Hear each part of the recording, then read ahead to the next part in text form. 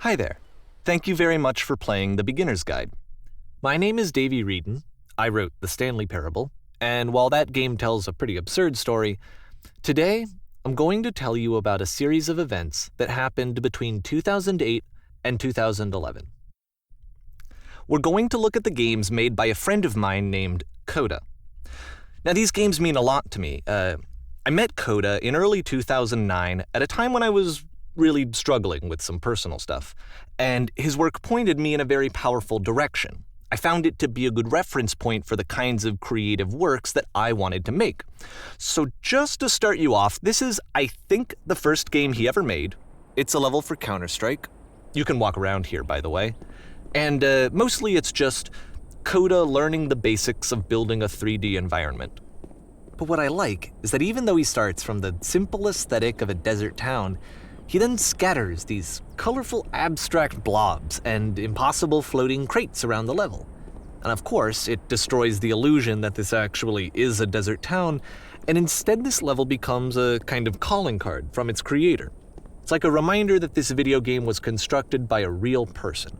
And it kind of makes you wonder, what was going through his head as he was building this? This is what I like about all of Coda's games. I mean, not that they're all fascinating as games, but that they are all going to give us access to their creator. I want us to see past the games themselves. I want to get to know who this human being really is. And that's exactly what we're going to do here. So, it's 2008, Coda starts making these games, and he never releases any of them. He doesn't put them onto the internet, he just makes them and then immediately abandons them, and they sit on his computer forever. And I think he really understood this image of himself as a recluse. At one point, he jokingly renamed his computer's recycling bin to Important Games Folder. So, this was just how he worked. He tended to crank them out one after the other without even really pausing to try to understand what he had just made, until suddenly one day, he just stopped. In 2011, that was it. He made his last game, and then he hasn't made another one since. And that's why I've taken this opportunity to gather all of his work together, is because I find his games powerful and interesting, and I'd like this collection to reach him, to maybe encourage him to start creating again. And if the people like you who play this also happen to find his work interesting, then I'm sure it'll just send that much stronger of a message of encouragement to Coda. So thanks for joining me on this. If you have a particular interpretation that I haven't mentioned here, or if you just need to get in touch, you can email me at daveyWreden@gmail.com. Okay, that's about it for introduction. Let's take a look at Coda's first proper game. As each game is loading, I'll show you the date that it was completed. This first one was made in November 2008.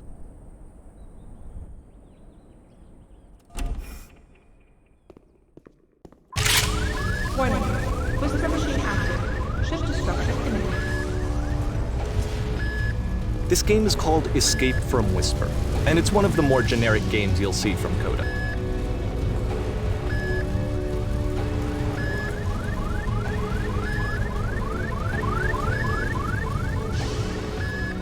You can click to fire the gun.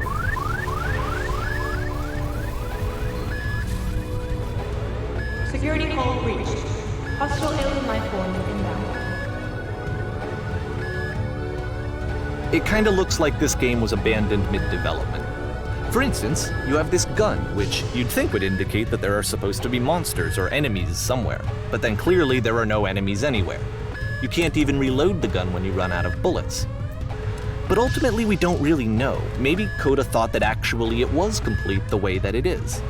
And I think that we should talk about his games for what they are, rather than for what they're not. Enemy force neutralized. Begin shielded activation.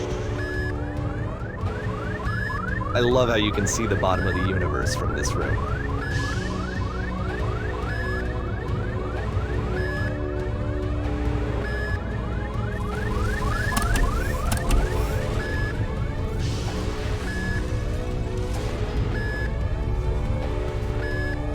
Apparently this space station has a labyrinth on it. Sure, I don't know. There's really no reason for it that I've ever been able to discern, so in the interest of time, I'm just gonna skip you on past it. Okay, this is the part that's interesting. The game has this narrative about the whisper machine and how it has to be turned off, and then you get to the engine room. Hey, you there, in the engine room. You could save us all. That beam is powering the whisper machine. We could disrupt it by introducing a great enough heat signature. If your body could stop the beam. It's so much to ask, but for all of our lives, would you do it? Could you give yourself?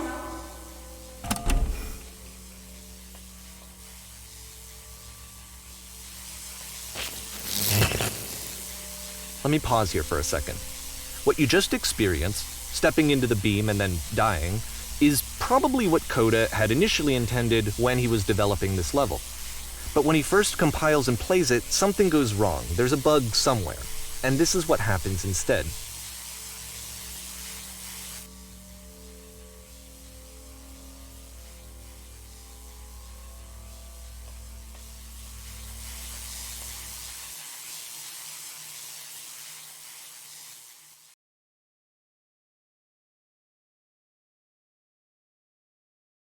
The beam causes you to start floating. And this is an important moment for him. Because yes, this is technically a glitch, but Coda identifies something human about it, like how small it makes you feel in the face of this larger chaotic system. Or this floating could be the afterlife, a peaceful place, juxtaposed against all of the hysteria that you've just had to traverse. I don't even know. I have no idea what he was thinking, but what's clear is that after making this, something lodges itself in his brain. He wants to do more of these really weird and experimental designs. So he stops work on this and moves on to a stream of tiny little games that go in all sorts of directions. Let's go ahead and take a look at the first game he made after leaving this one behind.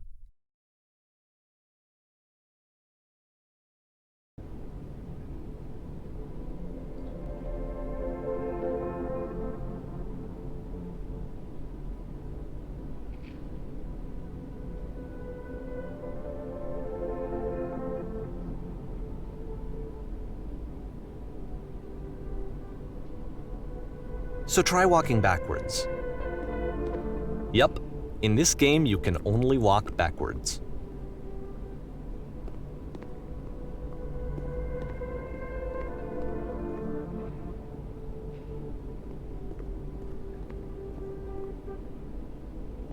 So it's a short and relatively minimalist experiment combining motion and narrative.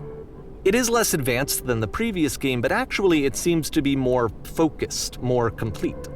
Coda's trying to give it a unique voice rather than simply basing it on a pre-existing trope.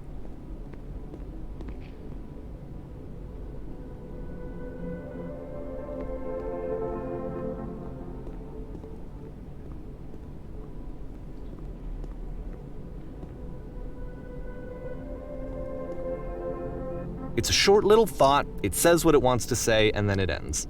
Didn't need anything more than that. Which to me is why it works, because it gets out quick. Okay, next one.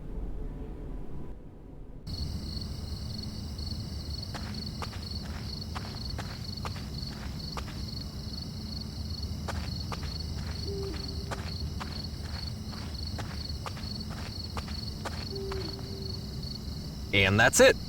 Okay, the meaning of this game won't be clear just yet. Please be patient with me for a few more games, and I promise you'll see what makes it interesting.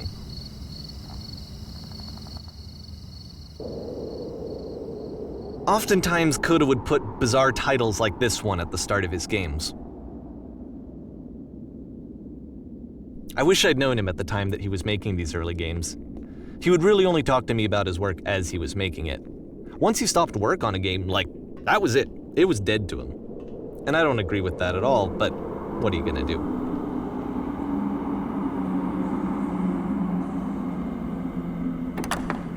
Once you've been slowed to an absolute crawl, the door at the top of the stairs opens. So why, if Coda's not showing these games to anyone, why bother opening the door at all? Well, to show you, I'm modifying the game here so that when you press enter, it'll bring you back up to full speed so you can enter the door for yourself.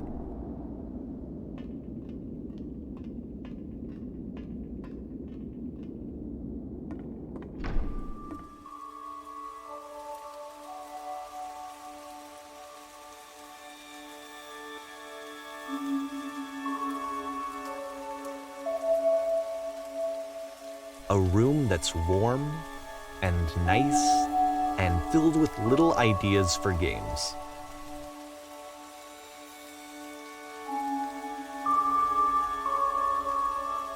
Coda would often tell me that he didn't mind if people thought of him as cold or distant. He said that he knew that he was actually a vibrant and compassionate person, but that it takes time to really see that. It can be a very slow climb to get there.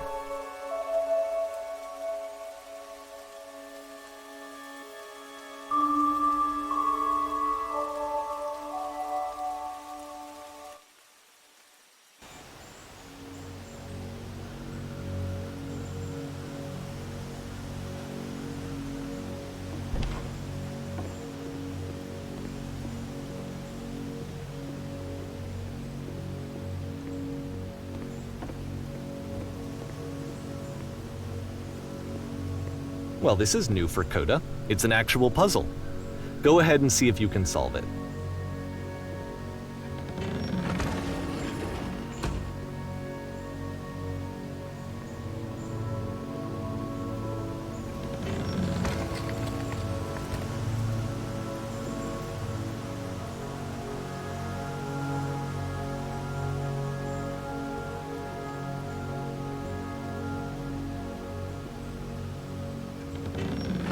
Don't forget that solution, because we're going to see this puzzle again soon.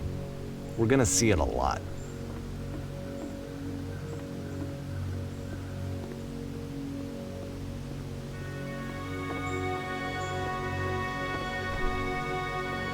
So that seems to be it, right? You walk down a corridor, you solve the puzzle, you get to the end. Simple enough. All right, now I'm going to modify the game again so that when you press enter, it'll remove all of the walls from this room.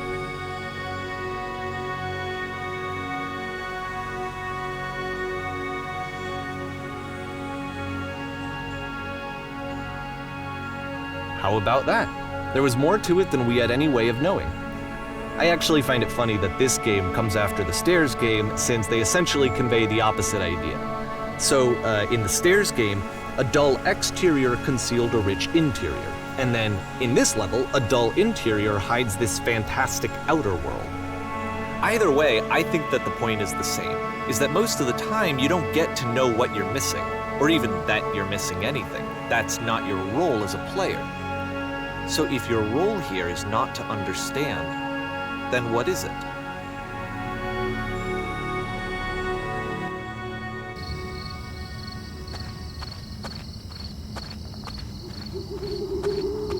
Aha! So this, combined with the entering game from earlier, tells us that Coda believes his games are connected somehow. It could even be that the Stairs game and the puzzle game are literally connected in between this and the entering game. There's a bigger picture that all of his games are meant to play a role in, some larger meaning that we won't be able to grasp until we've seen all of them.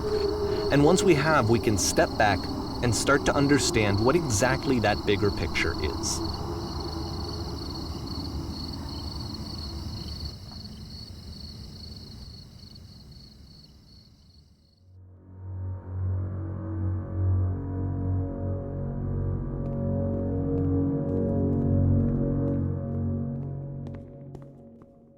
Let's talk about video game development for a second. Every video game runs on what's called an engine, which determines what the game can and cannot do. So in other words, the engine is a set of tools for game development. To make all of these games, Coda is using an engine called Source. Like all engines, Source has certain things that it does well, and it has certain things that it does poorly. One of the things that it does very well is boxy linear corridors. That's why so many of Coda's games are set in these large, flat, empty rooms, is just because he's working with what the engine does well. The tools available to the creator shape what kinds of creative work they're going to end up making. You might consider paying attention to the architecture in Coda's games to notice how they seem to stem from an engine that's very good at producing linear, boxy corridors.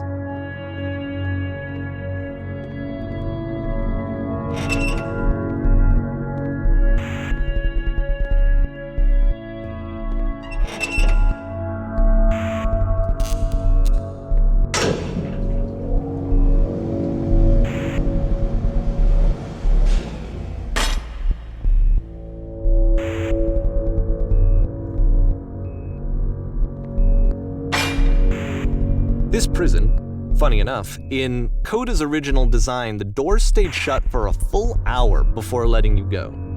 If you don't mind, I think we're gonna skip that.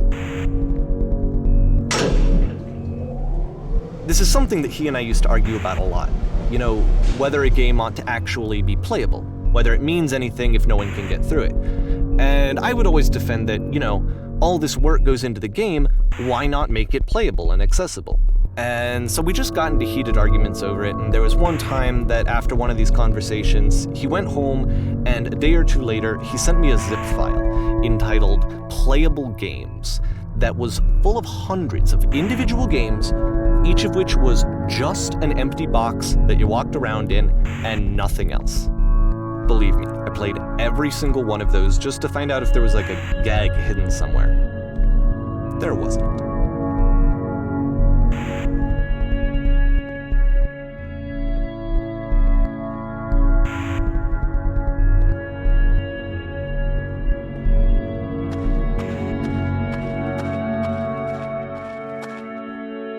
It's the puzzle again, with the exact same solution as the last time.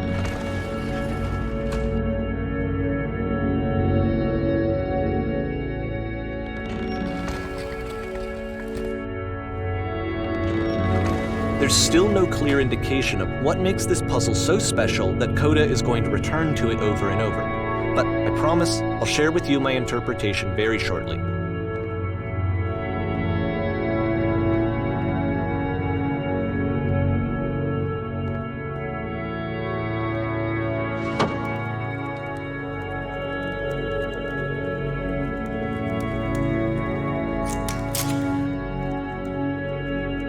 Here, Coda begins using a kind of dialogue system that he fashioned out of the engine's chat capabilities. Use the 1, 2, 3 buttons on your keyboard to respond.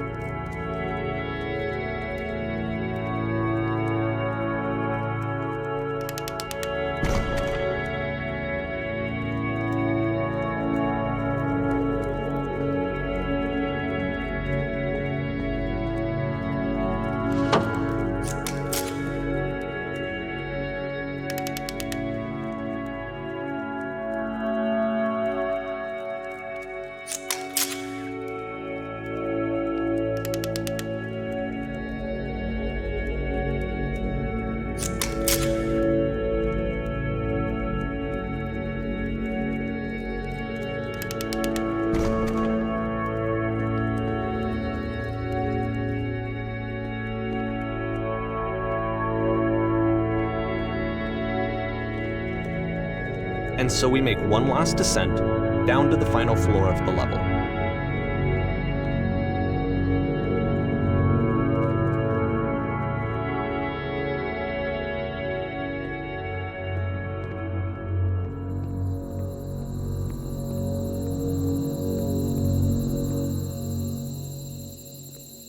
It's a lamppost.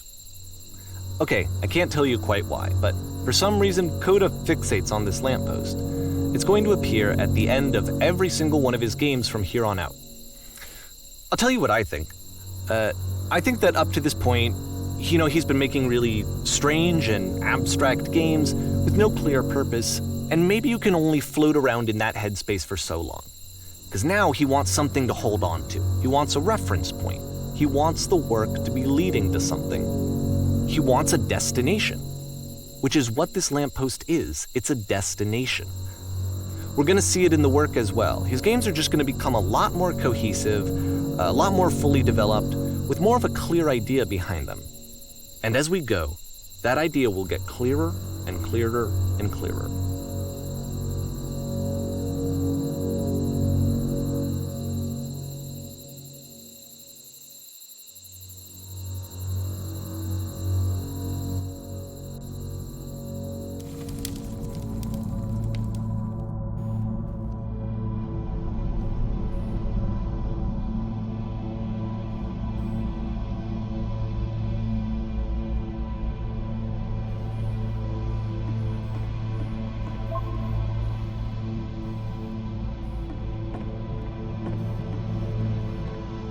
So first off, I'm sure you can deduce this, but this game is not connected to the internet. All of the notes that you're gonna see have been written by Coda. This was actually the first game of his that I ever played. This was shortly after I met him at a weekend game jam in Sacramento, where I grew up. I saw him working on this very level, and it was just so different from anything that anyone else was doing. So right away I was like, I have to be friends with this person. In retrospect, I think I was probably a bit too pushy, trying to get his attention. I was over-enthusiastic. But he was very gracious about it and very patient with me. And I cooled off eventually. Oh, feel free to skip over any of these notes if they're not doing anything for you. Nothing extra is going to happen if you read all of them. Either way, to me they convey a sense of loneliness. I see this person who's filled with thoughts and feelings and beliefs and has no way to express them except as scattered and unheard voices in a game that wasn't meant to be played.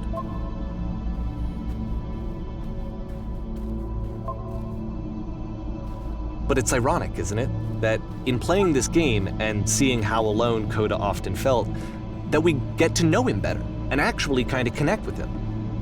And I have to be honest with you, this idea is really seductive to me, that I could just play someone's game and see the voices in their head and get to know them better and have to do less of the messy in-person socializing. I could just get to know you through your work. I think this is why I always liked Coda's games so much, is because it felt like they let me have that connection. I felt as though he was inviting me personally into his world. And then I feel less lonely too.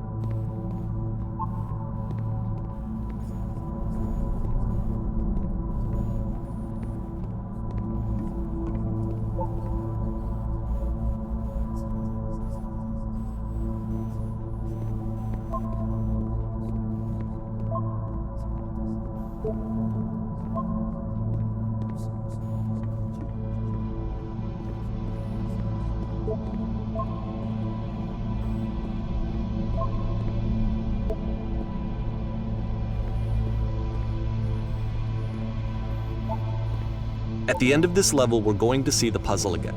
And here, I'll tell you what I think the puzzle means. Each of these games represents an idea that was on Coda's mind at the time that he was making it. And the puzzle is a way of closing the door on a previous chapter of his life before moving on to the next one. In each of his games, after exploring a theme that, he might find difficult, Coda can then place this puzzle that he knows has a reliable solution, he understands exactly how it works, and so it gives him a simple mechanism for moving on. And because there's this dark area between the doors, a space between spaces, before you move on, you get to pause. Just for a moment, a few seconds to reflect on and let go of the events that led you here. To step back and connect the pieces together. To grasp at that elusive bigger picture.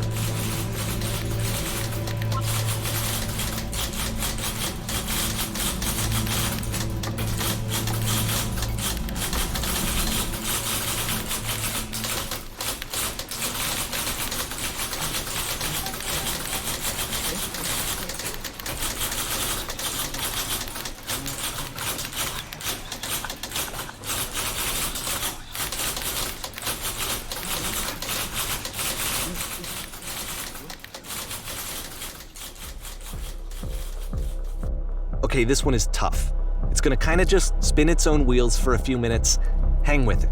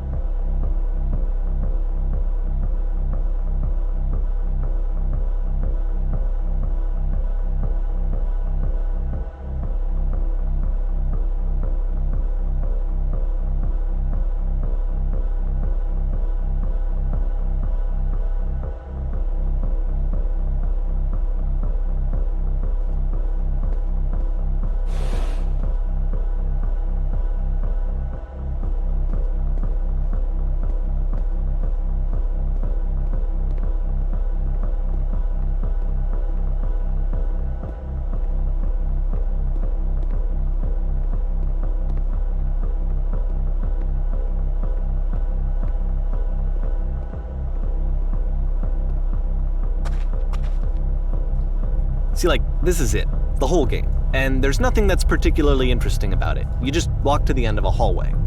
Except, for some reason, Coda gets really fixated on this prison that has all of this modern furniture. And I don't know why, but he decides he needs to revisit this prison. He's gonna start over, use the same assets, turn it into something else.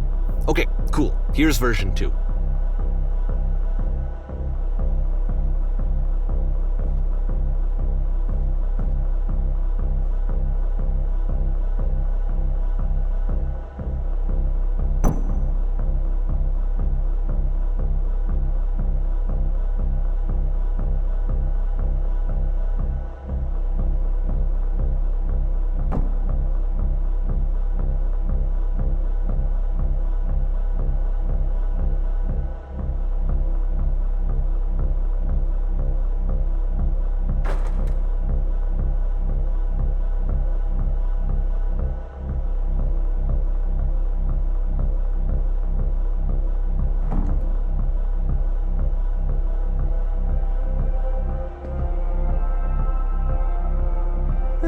There's a bit more to this one, but still it's not really communicating anything. It's kind of just weird for weirdness' sake.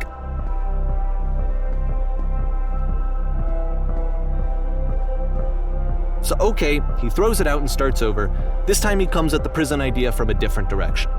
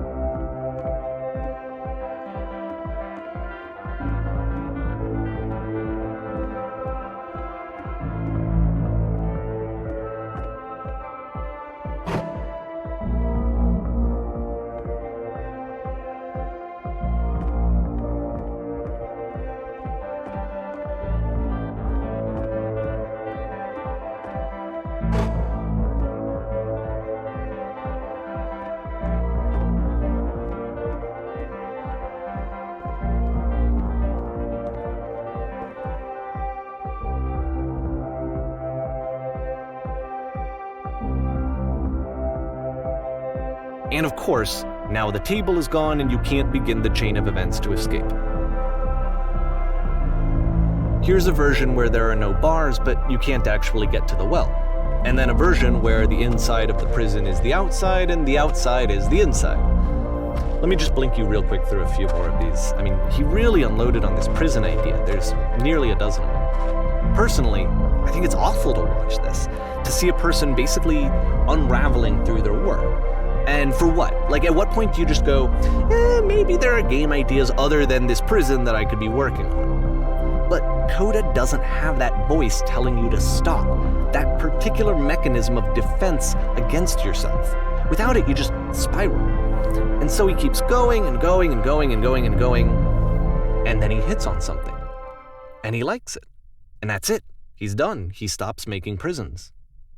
This is the very last version of the prison game that he created, and the reason I think it works is that the prison is not actually in it.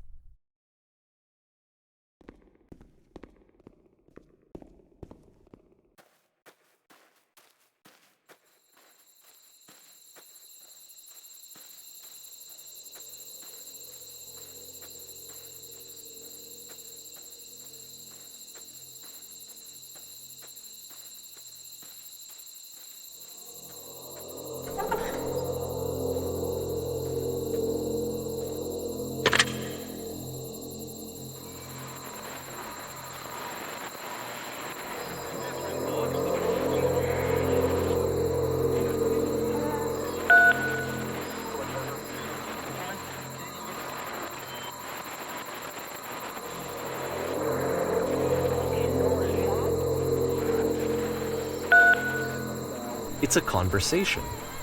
And so this is what Coda wants, is to be able to talk to someone, to share what's on his mind, and to get some good advice from someone who knows. But the irony is that even in this scenario, you're still talking to yourself. You know, all of these games so far are Coda talking to himself.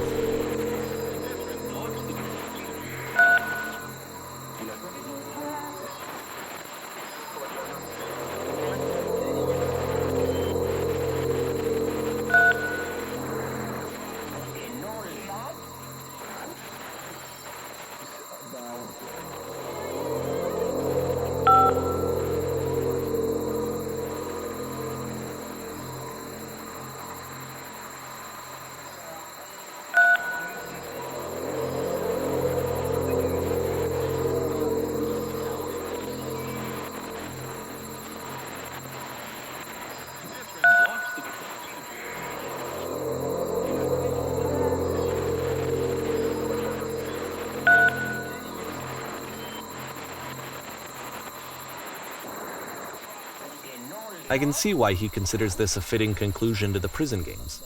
After all of the obsession and frustration, just to be told by someone you can trust that things are going to be okay. Wouldn't that be nice?